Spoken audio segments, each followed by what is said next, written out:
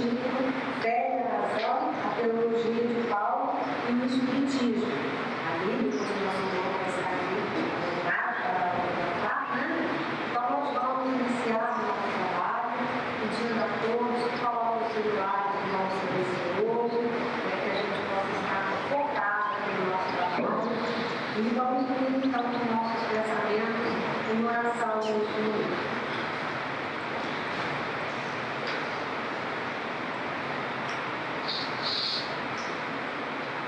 Querido Jesus, aqui estamos reunidos em teu nome, nesta casa de oração, para mais um trabalho de divulgação do Evangelho, de divulgação da doutrina espírita.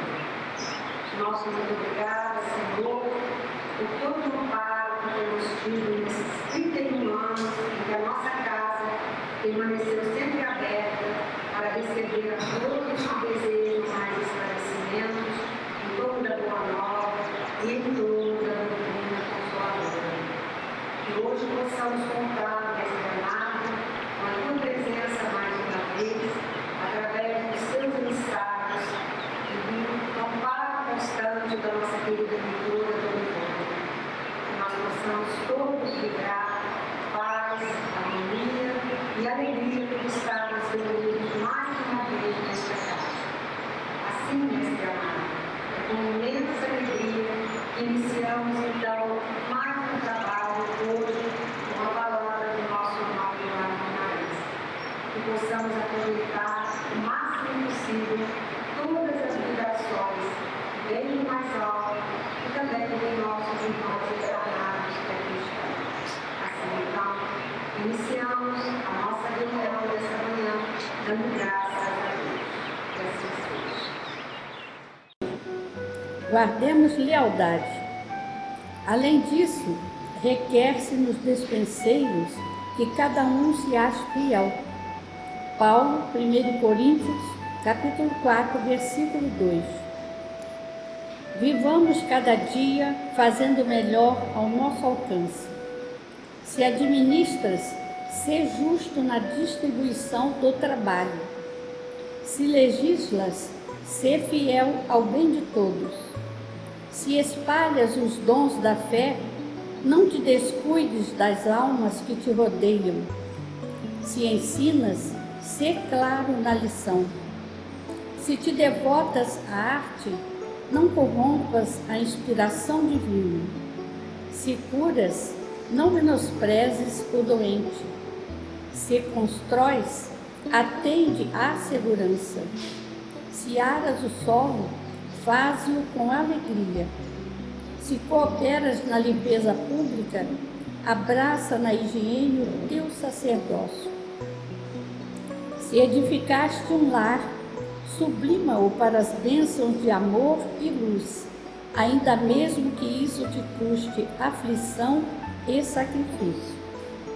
Não te inquietes por mudanças inesperadas, nem te impressione a vitória aparente daqueles que cuidam de múltiplos interesses, com exceção dos que lhes dizem respeito. Recorda o olhar vigilante da divina providência que nos observa todos os passos.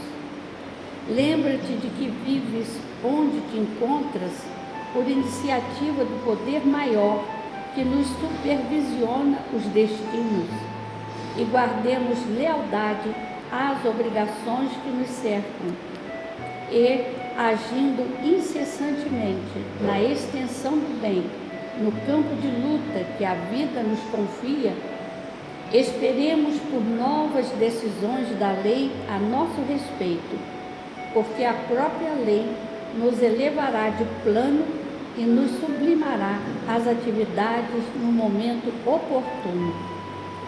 Emmanuel. Queridos amigos, bom dia. Por automatismo a gente fala boa noite, mas bom dia a todos, que Deus nos abençoe, que tenhamos uma manhã de paz, uma manhã de confraternização, de congraçamento na casa espírita.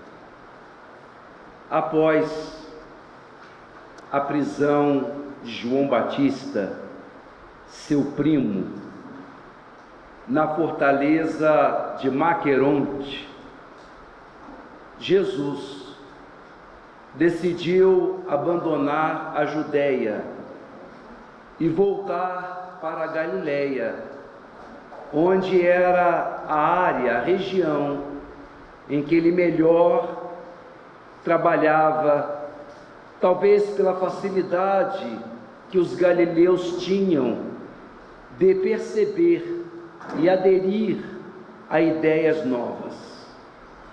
A Judéia era um ambiente muito rígido, muito condicionado à lei judaica, de modo que o mestre, tal que parece, se sentia melhor num ambiente mais elástico, mais fluido, mais aberto, como era a Galileia.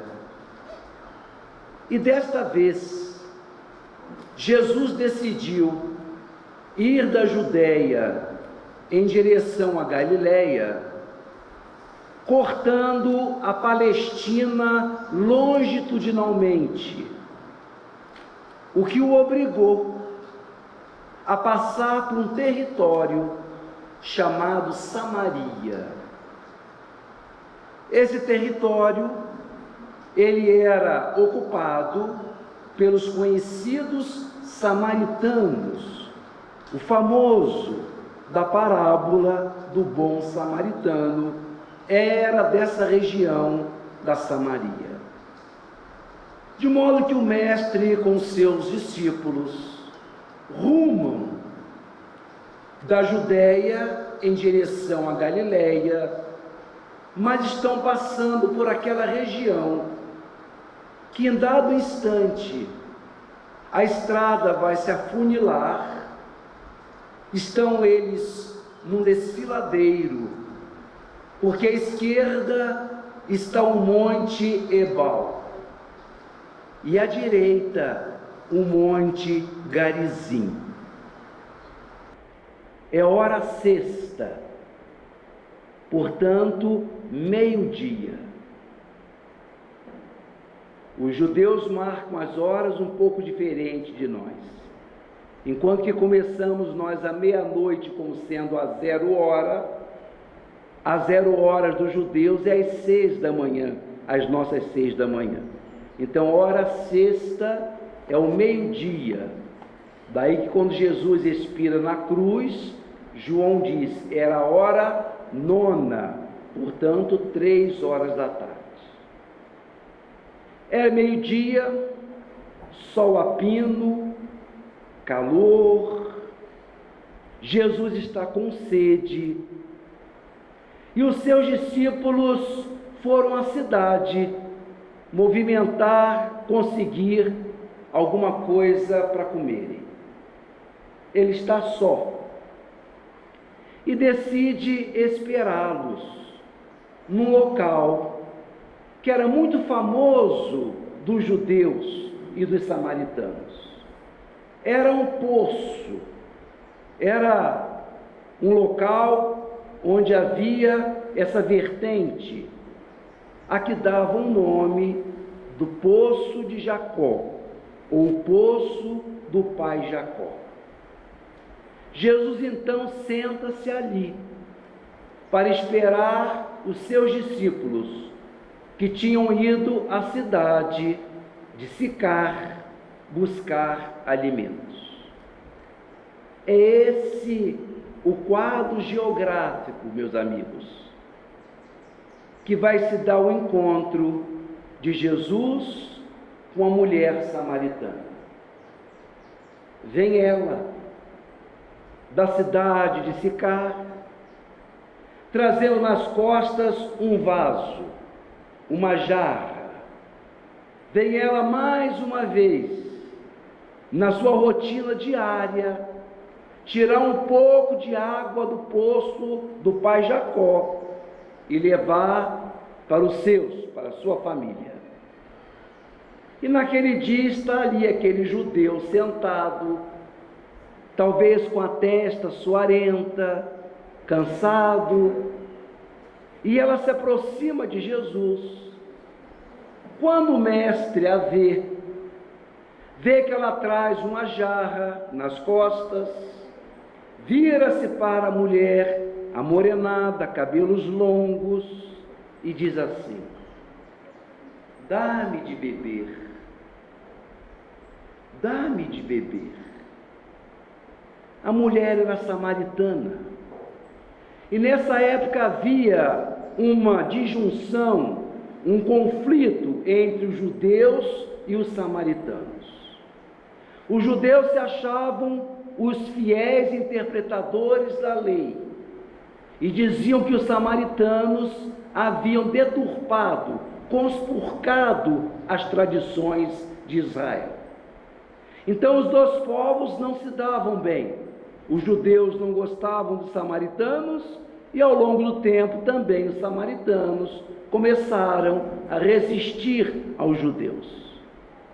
De modo que aquela mulher samaritana aproveita daquela situação em que Jesus parecia que estava numa condição de mais necessidade, de mais humilhação, e ele então aceita, aproveita aquela situação e faz ver a Cristo que ele está numa condição superior, melhor, e com uma certa arrogância, com uma certa empáfia, com um pouco de superioridade, diz assim: mas como pode um homem judeu pedir um favor a mim, eu que sou mulher e samaritana?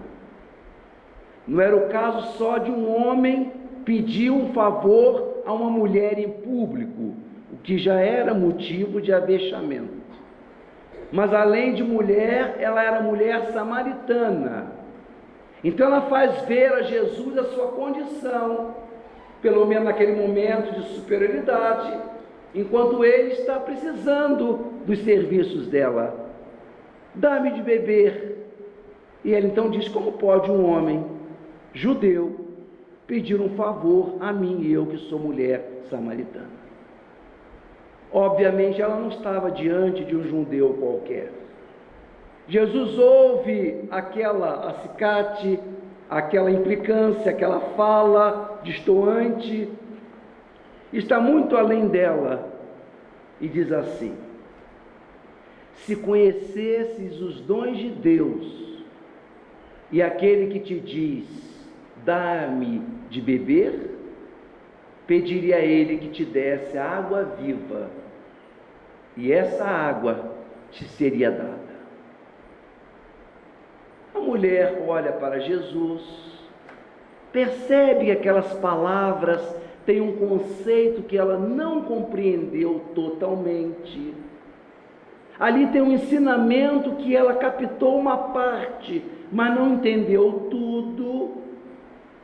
Mas agora assume uma posição mais humilde. Vira-se para o Senhor e diz assim: como pode o Senhor acessar a água nesse poço que é fundo? Eu não vejo com o Senhor nenhum apetrecho, nenhuma jarra, nenhuma caçamba, para que o Senhor possa tirar a água desse poço que é fundo. E lança ainda um desafio ao Senhor. Por acaso és maior do que o pai Jacó, que dele bebeu desse poço, fundou esse poço e deixou para nós? Jesus vira-se para a mulher e diz: aquele que beber desta água aí, apontando para o poço, aquele que beber desta água aí, voltará a ter sede. Mas aquele que beber da água que eu der, aquele que beber da água que eu oferecer, nunca mais voltará a ter sede. porque a água que eu der se fará na pessoa uma fonte que vai jorrar para a vida eterna. E essa pessoa nunca mais terá sede. A mulher se impressiona com aquelas palavras, mas mostrando que ainda estava no terra a terra, no chão, no assoalho, de uma maneira muito humana, vira-se para Cristo e diz: ué, então, Senhor, me dá logo essa água, porque eu não preciso vir todo dia pegar água aqui. Que água é essa? Que água, que linfa é esta, que a nós ofertada por Jesus é capaz de criar em nós uma fonte tão poderosa e tão contínua, que nós nunca mais temos sede. Ela tem o poder de fazer em nós uma fonte que jorra uma água viva, uma água que plenifica, uma água que se dessedenta, uma água que nos abastece. Que água é esta, queridos? Que líquido precioso é esse? Que linfa divina é esta, que nós, uma vez que a bebamos, uma vez que a aceitemos do Mestre, em nós se fará uma fonte, que nós nunca mais voltaremos a ter sede. Que coisa é esta? Que água é essa? O que será essa água viva que Jesus oferecia à mulher samaritana? Para nos encaminhar nessas ideias, eu peço permissão a vocês para trazer um quadro muito feio, um quadro sórdido, característico da sordidez humana, que fala das nossas precariedades, fala das nossas fragilidades, porque essas coisas não são feitas pelas coisas, são feitas por pessoas.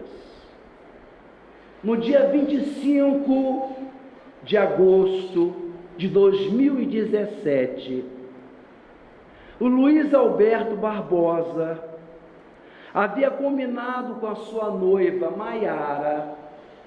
Os dois tocavam numa banda no Mato Grosso e combinaram de, naquela tarde, já que eram meio noivos, desses noivados modernos, em que só falta mesmo morar junto, porque se permitem tudo.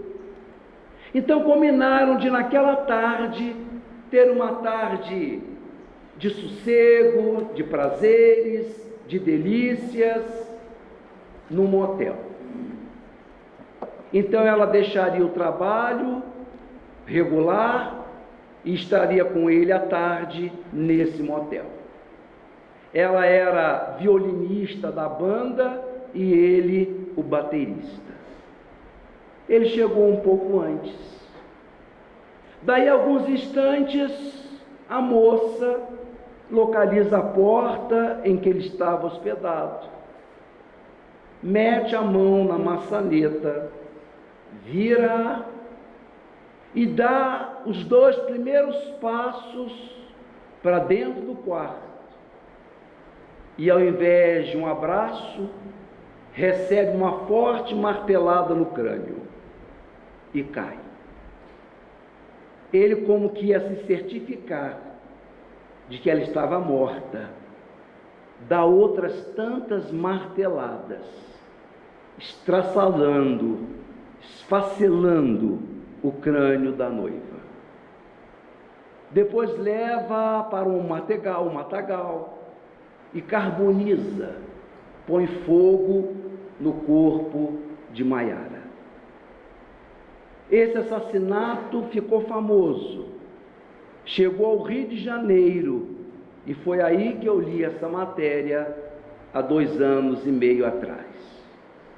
Ele é preso, está na prisão já há alguns meses, e um dia uma jornalista quer apurar, quer conhecer esse fato, saber as razões que levaram esse moço a matar a noiva de uma forma tão brutal.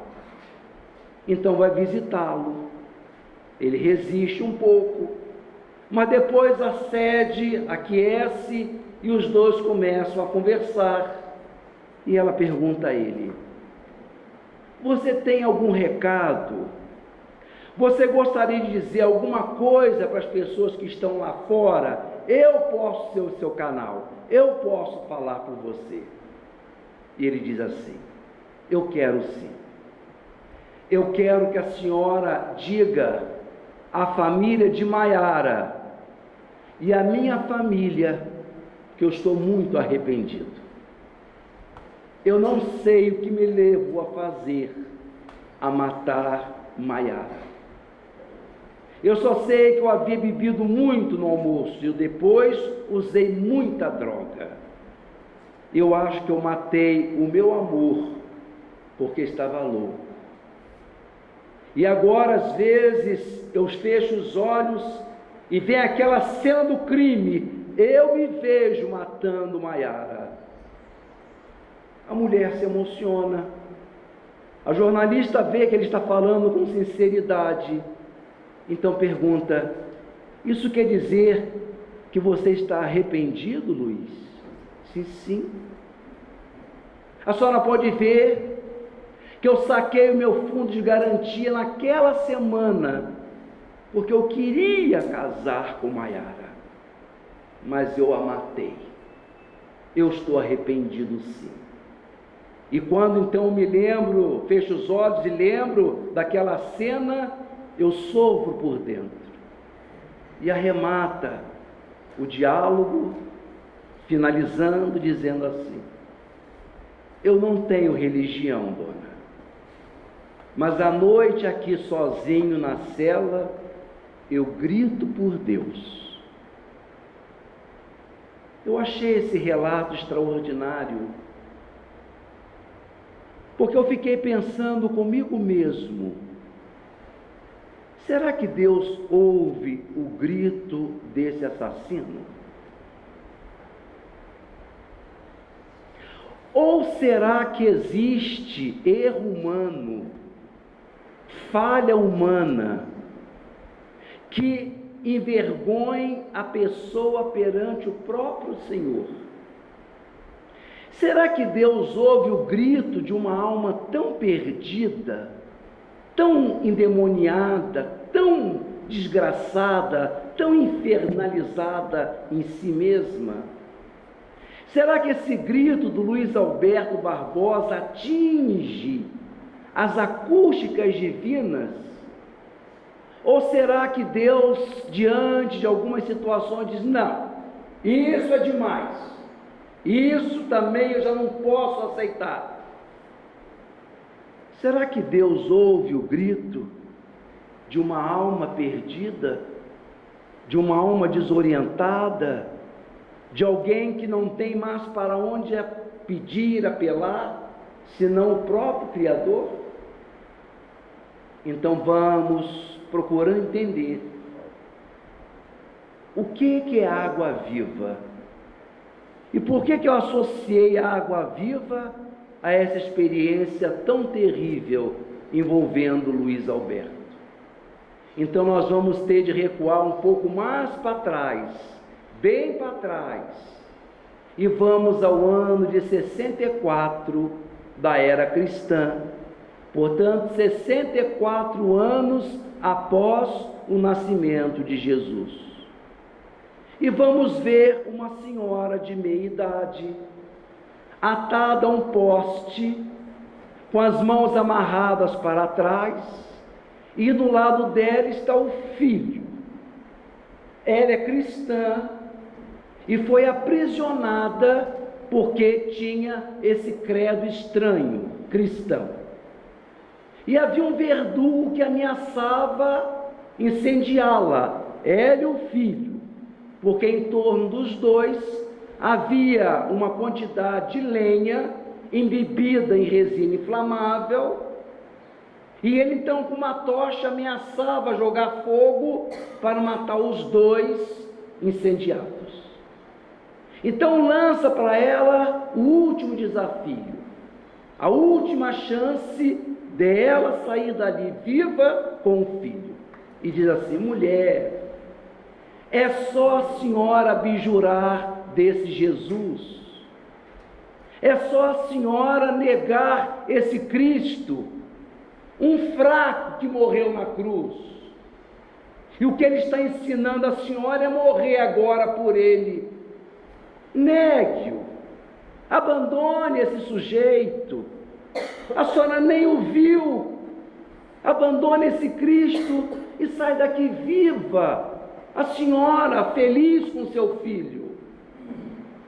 Ela olha para o soldado, para o carrasco e diz: não, eu não o conheci, mas eu sei que ele está presente, e eu não vou abjurar o meu Senhor por nada desse mundo. É quando então o menino olha para a mãe e diz assim: mamãe, então que não seja pela senhora, que seja por mim.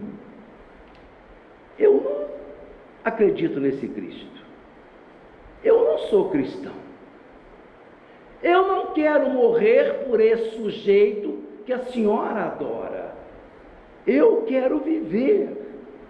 Eu sou novo, sou teu filho, e estou pedindo, não pela senhora, por mim, que a senhora abjure, que a senhora negue esse sujeito.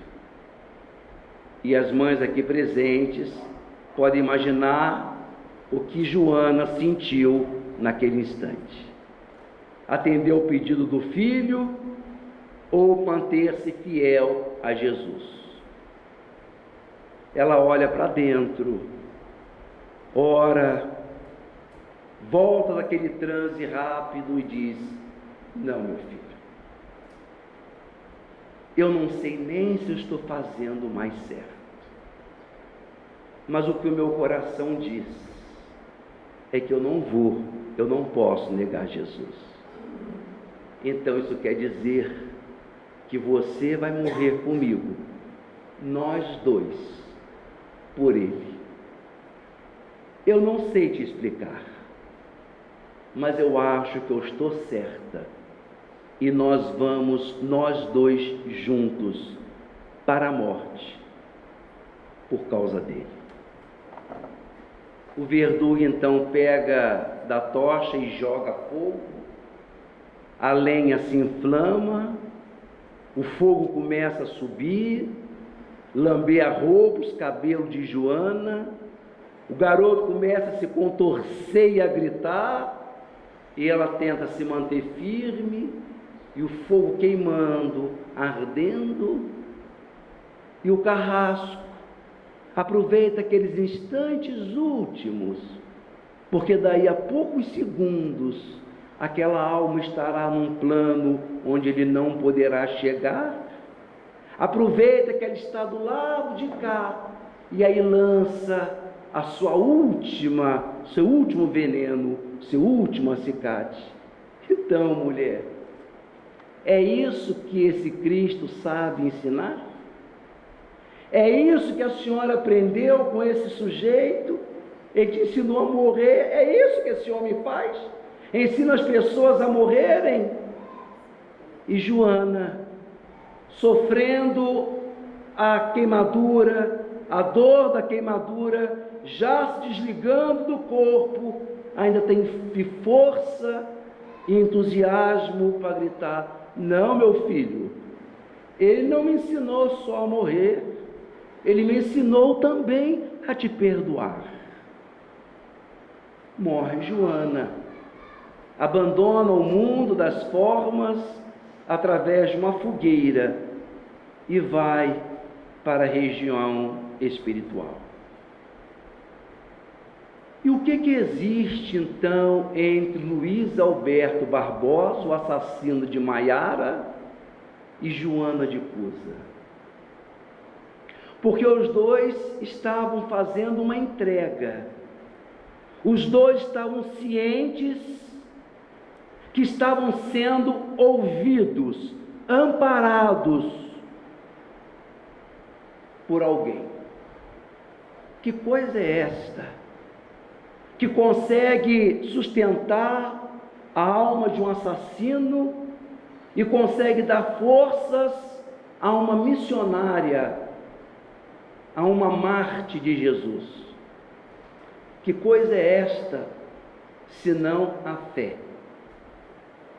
Essa palavrinha ridícula, de 2 letras, e Emmanuel vem nos dizer que não existe coisa pior nesse mundo do que a pessoa perder a fé e continuar vivendo.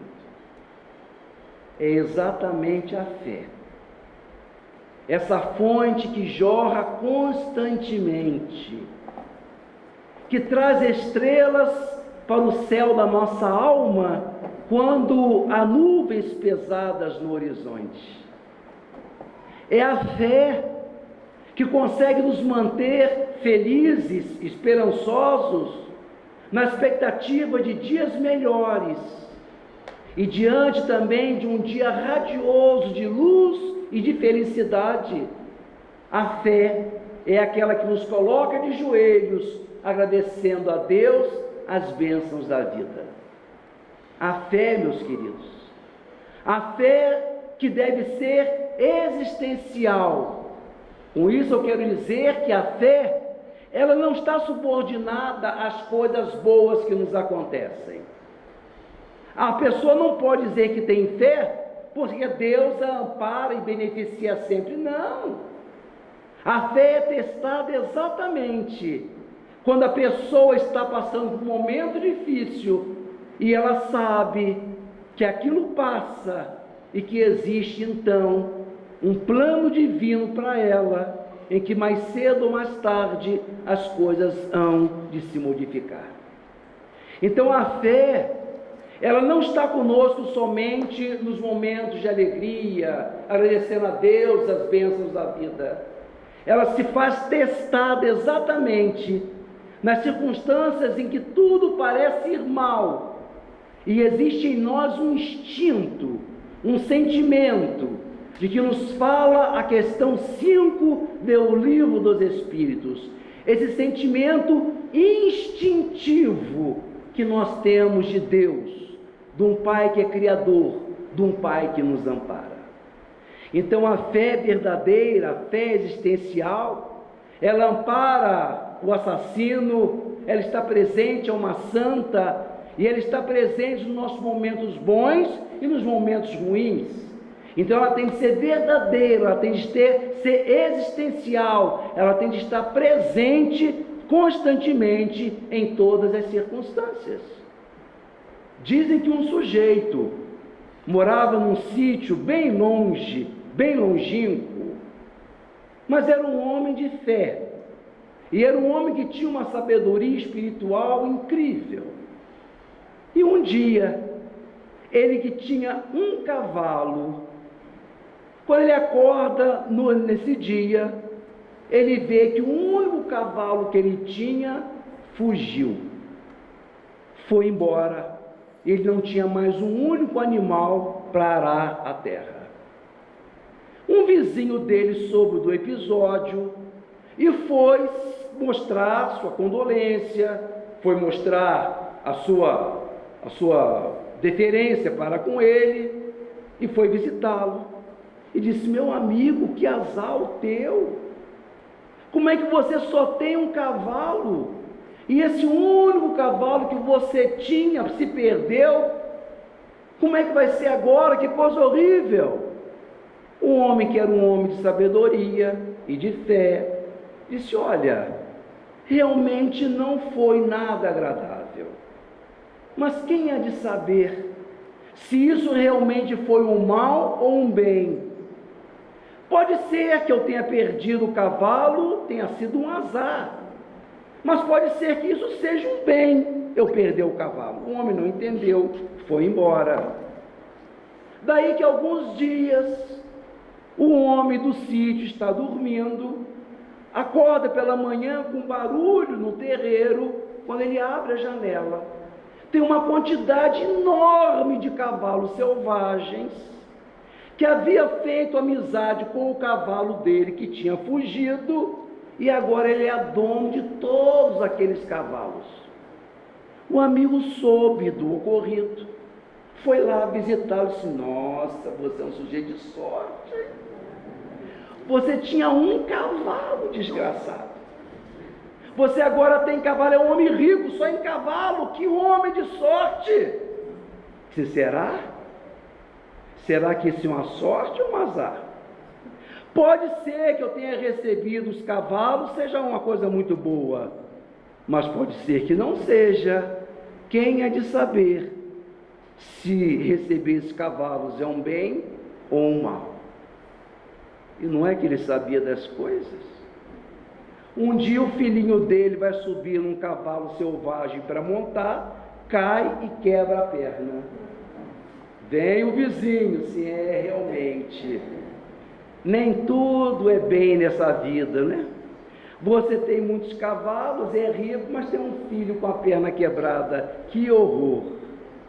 E ele volta a dizer: mas quem há de saber, meu querido? Será que isso realmente é o mal? Será que isso não é um bem?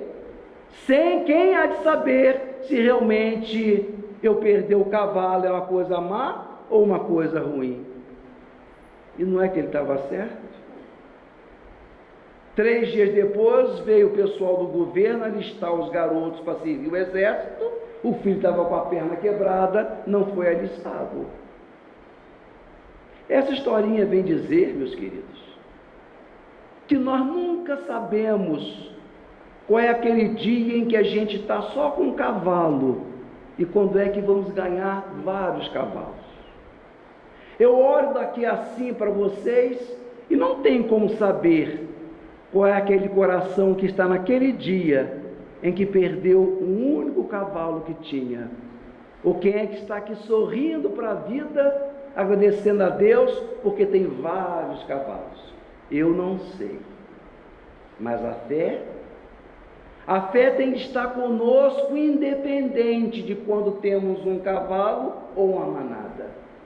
A fé, portanto, ela é existencial, é uma fé verdadeira, é uma fé profunda, é uma fé que está na base de todas as criaturas, é uma fé que não tem religião, não é uma fé espírita, não é uma fé católica, não é uma fé protestante, é uma fé que está antes desses vínculos, desses credos.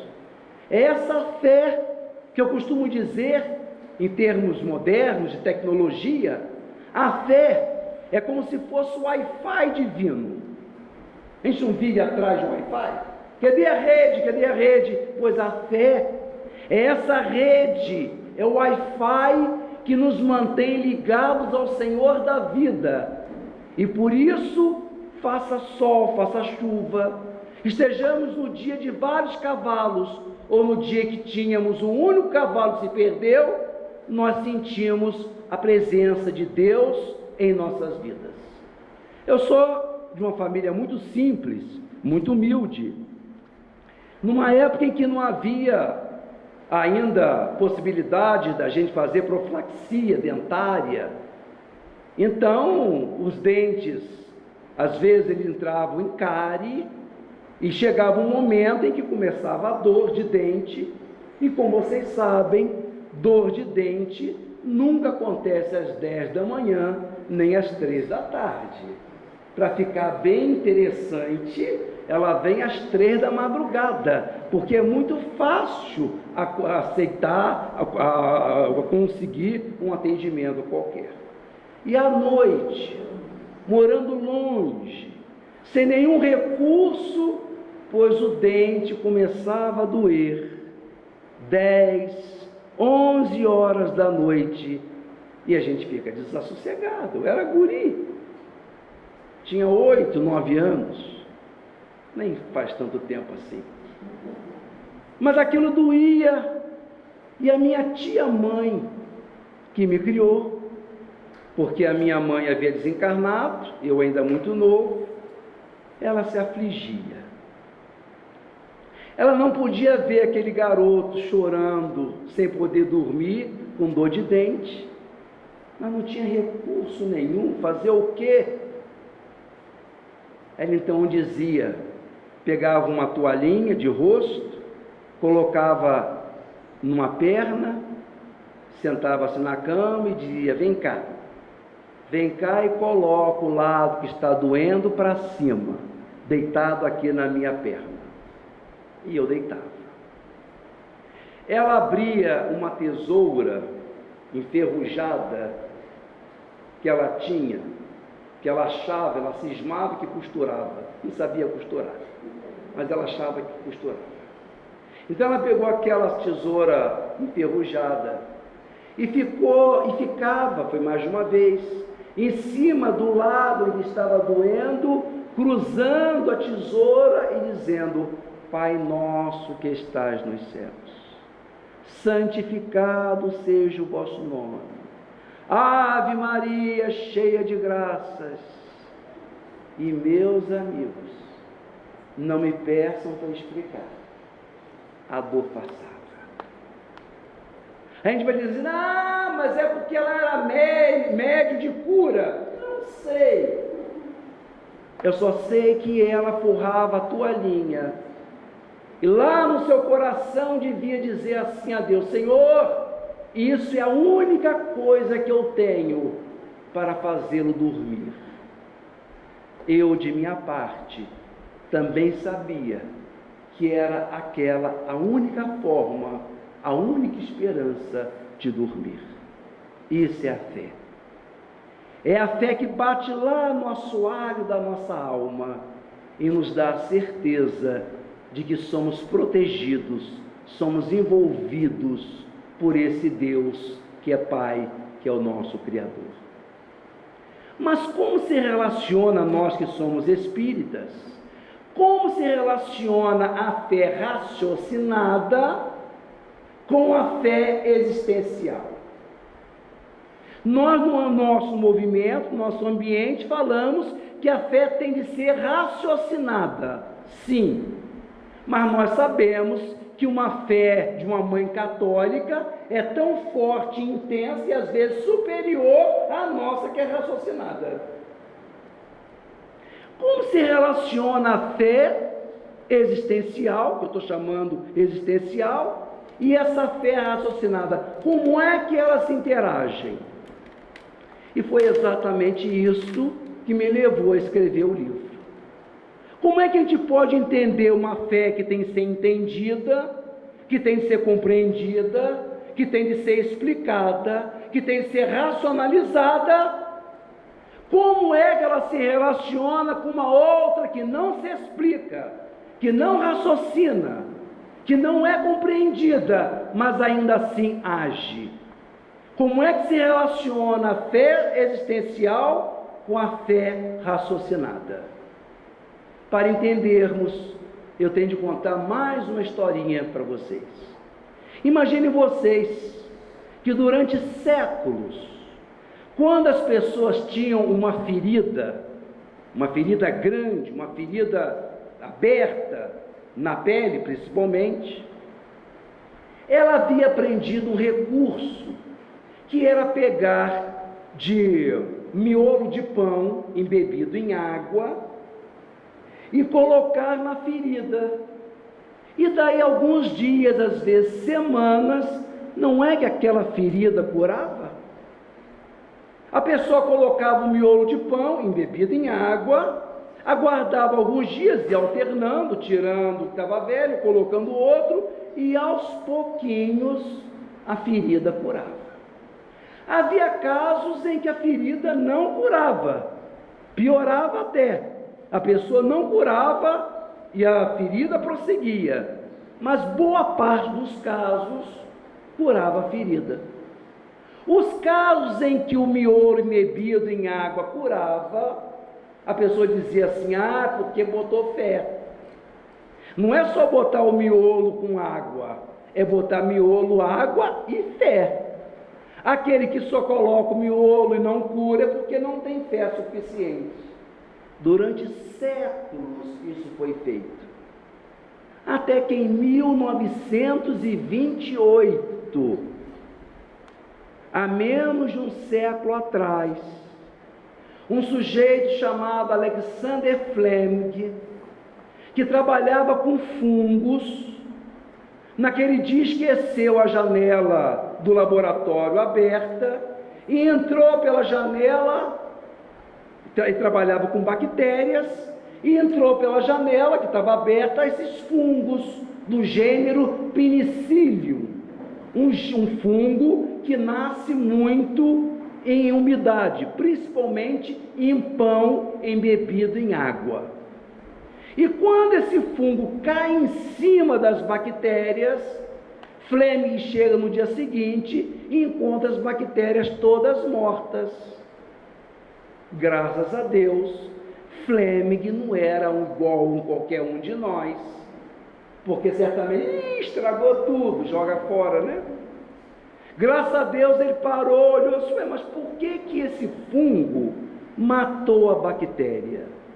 Foi descobrir que o fungo do gênero Penicillium, ele secreta, ele produz uma substância que mata as bactérias. Ah, sim! As feridas que curavam era que o miolo de pão embebido facilitava o crescimento desse fungo que produzia essa substância que matava a bactéria da ferida. As feridas que não curavam é porque essas bactérias não eram sensíveis àquele antibiótico. E é assim, meus amigos, em 1928, que a humanidade conhece o primeiro antibiótico, que hoje é um arsenal importantíssimo para debelar as infecções. Ah, então não é questão de fé. As bactérias que são sensíveis àquela substância morrem, daí a ferida curava. As bactérias resistentes não curavam, não é nada de fé, não é nada de fé, quem crê mais, quem crê menos. Ah, agora eu entendi. Vejam, agora eu compreendo, agora eu explico. Mas quando eu não explicava, não quer dizer que a coisa não acontecia. Assim é a fé raciocinada. Às vezes ela se manifesta, a fé se manifesta, e a gente não consegue explicar. Porque talvez só um nível, só em determinado padrão, é que nós vamos entender os mecanismos da fé. Essa é a fé. Essa é a fé que está na base, no coração de todos nós. Essa é a fé que nos alenta os dias ruins e nos faz agradecer a Deus os dias bons. Essa é a fé que o nosso Paulo de Tarso canta através das suas epístolas.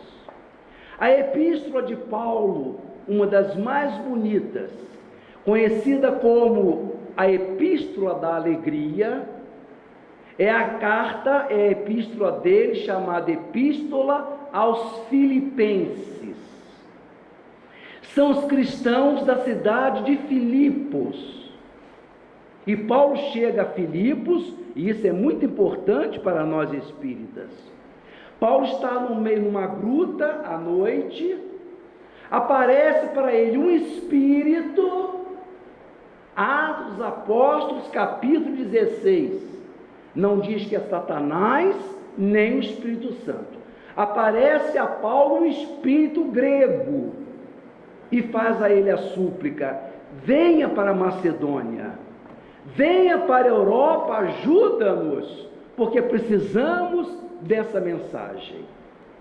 E Paulo então muda o seu rumo de viagem.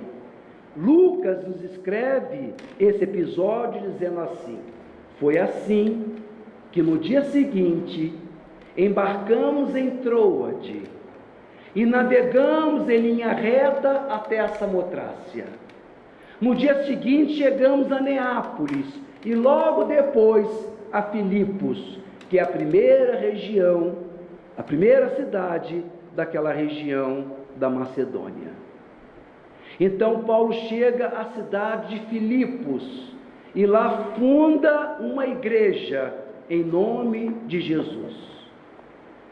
Foi essa travessia, foi esse varão macedônico, foi esse jovem grego que convidou Paulo a sair da Ásia e ir para a Europa. Foi essa travessia de Paulo que inaugurou o cristianismo no mundo. No dia 14 de janeiro, há 31 anos atrás, não existiria o grupo espírita Ivone Pereira, se Paulo não tivesse feito essa travessia da Ásia para a Europa. Se o advogado gentios mantivesse a sua pregação somente na Ásia, talvez o mundo não conhecesse Jesus. Há poucas semanas atrás, comemoramos o Natal. Não existiria Natal se Paulo não tivesse feito essa travessia. Passa a Macedônia e ajuda-nos, porque precisamos desta mensagem. Foi isso que fez com que a semente do Evangelho semeasse todos os rincões da terra, e é por isso que nós estamos hoje aqui comemorando mais um ano do aniversário do Grupo Espírita Ivone Pereira. Então foi esse homem que sai da Ásia e vai para a Europa, e nessa cidade de Filipos ele funda uma igreja cristã em nome de Jesus Cristo. Alguns anos depois, Paulo escreve a sua carta a esses amigos, aos quais ele tinha uma afetuosidade enorme. A carta aos Filipenses é conhecida como a carta da alegria, porque nessa carta 10 vezes Paulo fala: alegrai-vos, regozijai-vos no Senhor, ou é regozijai-vos, exultai, alegrai-vos, 10 vezes. Numa carta minúscula, ele enfatiza várias vezes: alegrai-vos, regozijai em Jesus Cristo. E essa carta, a carta da alegria, ela é uma carta de profundo significado, porque ela é escrita por Paulo quando ele está preso em Roma e vai ser morto daí a alguns meses. Como é que alguém que está preso, como é que alguém que está ali no calabouço, preso no calabouço romano, tem ainda condição de dizer: alegrai-vos, alegrai-vos no Senhor, graças a Deus eu cheguei aqui, graças a Deus eu estou preso, porque eu consegui trazer até aqui a mensagem do Senhor, por isso eu estou feliz, por isso eu regozijo. Então essa é a fé desse homem, que não somente falou dela, não somente pregou a fé. Paulo é o exemplo daquele que viveu a fé na sua intensidade, viveu a fé na sua vida, transformou a sua vida num testemunho de fé. Então Paulo aos Filipenses é a demonstração de que alguém que está para ser morto consegue enxergar as belezas do Evangelho de Jesus. Dirá ele depois: para mim viver é Cristo e morte me é lucro. Infarto e inescindível amor que tenho pelo meu Senhor Jesus Cristo, considero como lixo todas as grandezas do mundo. Mas Paulo não só pregou a fé, ele não só ensinou a fé, ele transforma a sua vida num testemunho de fé. E isso nós podemos ver nas lutas em que ele tem com os cristãos de Corinto. Ele escreve aos cristãos de Corinto com um coração amargo, porque lá a sua condição de apóstolo foi negada, foi questionada. Alguns diziam que ele não falava bem, alguns gostavam mais das falas de Apolo, de outro expositor. Até isso naquela época tinha. Graças a Deus hoje não existe isso, né? E eles dizem, não, nós gostamos mais das falas de Apolo. Apolo fala com mais erudição, com mais citação. Paulo faz um comentáriozinho. Até isso, queridos, até isso esse homem teve de sofrer o questionamento da sua condição de apóstolo.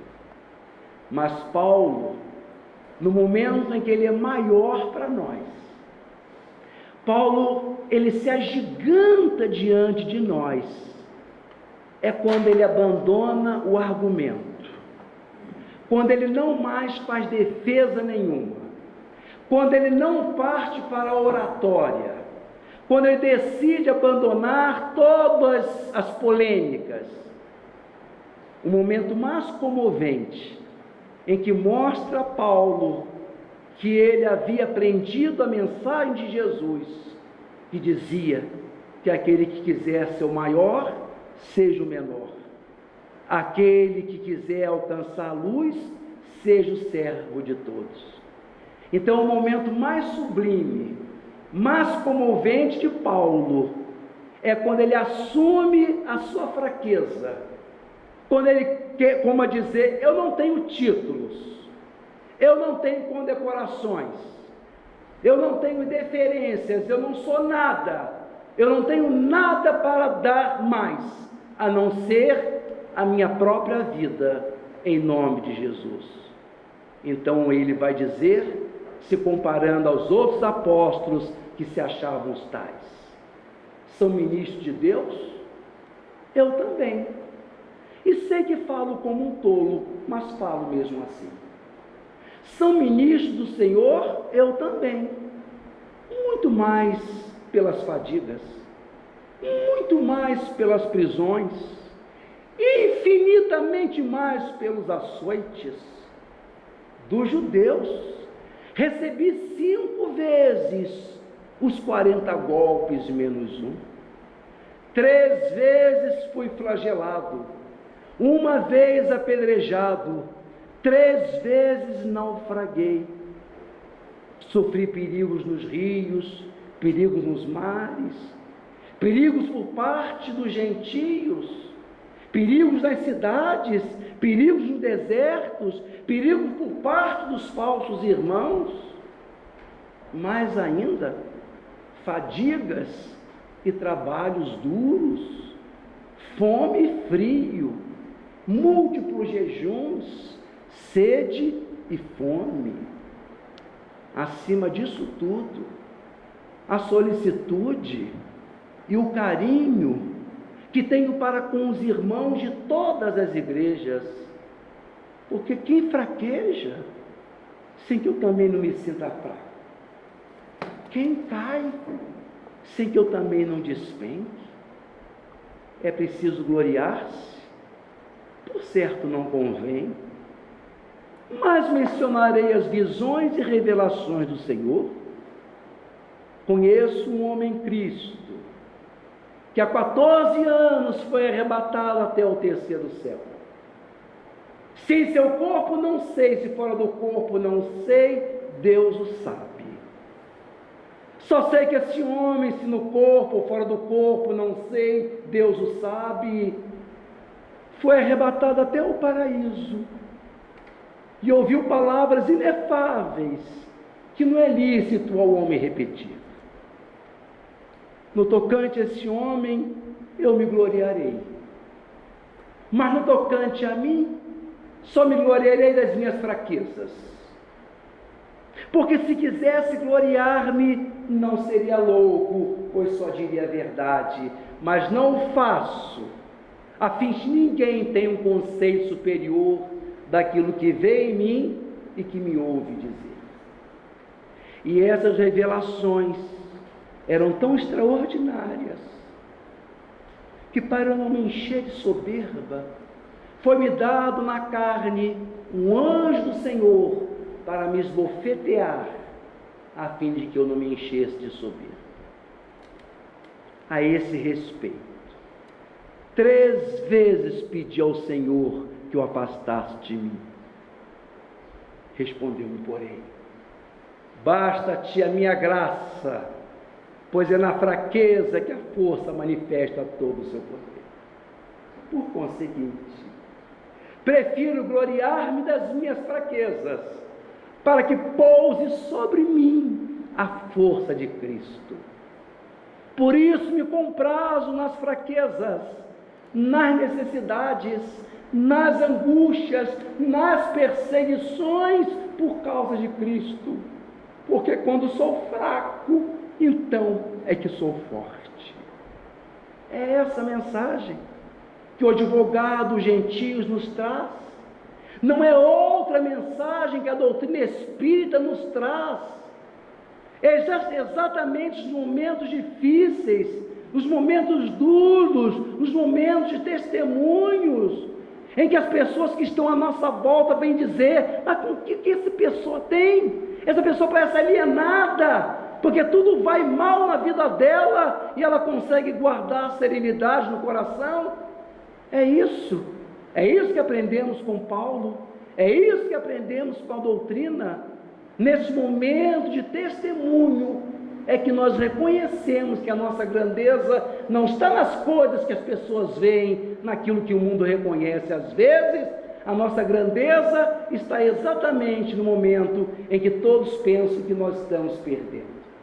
Daí que, como Paulo, os Espíritos vêm nos dizer: não te admitas réu de afrontosa sentença, largado de hora em hora a sombra em que te esmagas, suportando tanta vez humilhações e pragas, a afeição de calhaus da humana indiferença, crueldade, injúria, crime, ofensa, criam-nos um dia estaminha de chagas. No passado abriste o espinheiro em que vagas, embora a provação trabalha, serve e pensa. Ânsia, tribulação, abandono, amargura, são recursos da lei, com que a lei nos depura o coração trancado em novas escondidas. Bendize, amado irmão, as feridas que levas, a dor extingue o mal e o pranto lava as trevas que trazemos em nós dos erros de outras vidas. Muita paz.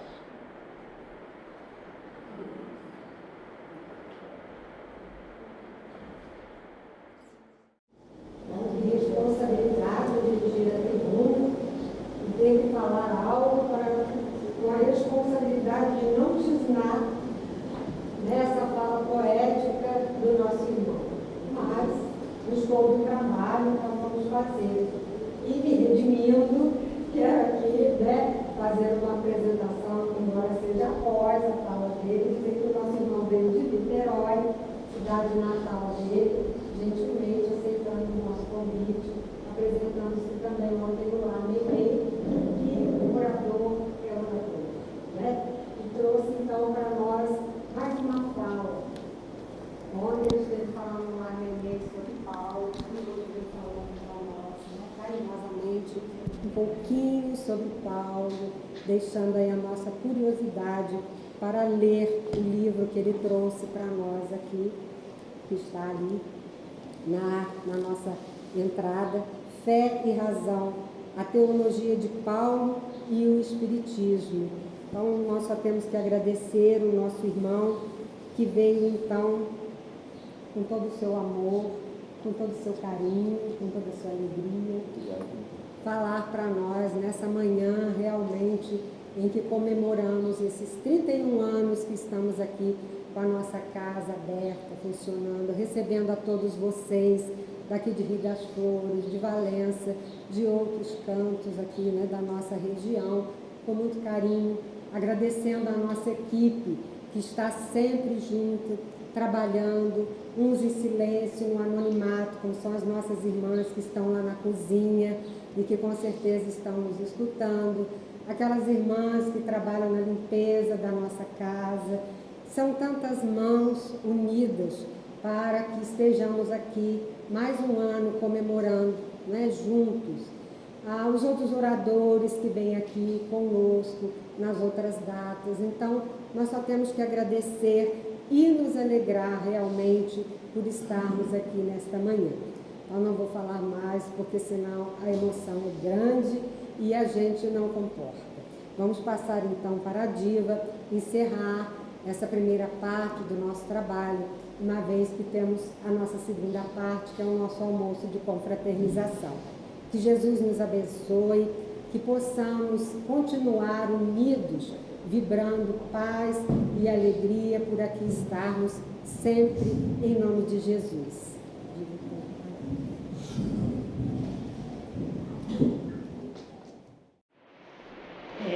O nosso irmão estava envolvido aqui com outro irmão que nós gostamos muito, né? Você sabe que Milton Boixá. Ele até se emocionou, eu também, na hora que ele começou a desejar. E o nosso irmão aqui enviou uma mensagem hoje. Graças a Deus estou presente para ouvir mais uma vez ao nosso querido Eduardo Suêutico, que Paulo de Tarso foi socorrê-lo quando caiu da janela. Né? Estamos quase certos que, a respeito da pergunta feita por ele, acredito e tenho certeza que Deus, nosso Pai Criador, nos perdoa sempre, mas nos dá a oportunidade de recomeçar e corrigir nossos erros. Querido Eduardo, agradeço a Deus a permissão de estar presente nesta data que nos toca sobremaneira. O agradecimento a Deus e aos amigos espirituais aqui presentes, desejando a todos muita paz e alegria permanente. Agradecendo a Deus mais uma vez e sempre, o irmão agradecido de sempre, Augusto.